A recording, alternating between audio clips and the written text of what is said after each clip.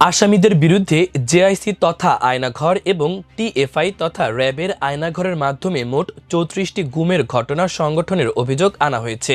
এর মধ্যে র্যাবের টাস্কফোর্স ইন্টারগেশন টিএফআই সেলে আটকে রেখে নির্যাতনের মামলায় ১৭ জন এবং জয়েন্ট ইন্টারগেশন সেল জেআইসিতে বন্দি রেখে নির্যাতনের মামলায় আসামি ১৩ জন।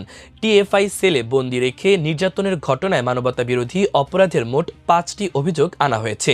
অন্যদিকে জেআইসিতে বন্দি রেখে নির্যাতনের ঘটনায় মানবতাবিরোধী অপরাধের ৫টি অভিযোগ আনা হয়েছে। অনুমান করা হয় আওয়ামী সরকারের আমলে দেশে প্রায় সহস্রাধিক গুমের ঘটনা সংঘটিত হয়েছিল। এর মধ্যে গুম কমিশন মোট ১,৮৩৭টি গুমের অভিযোগ পেয়েছে। সর্বশেষ তথ্যে জানা গেছে গুমের শিকার ৩৪৫ ব্যক্তি এখনও নিখোঁজ রয়েছেন।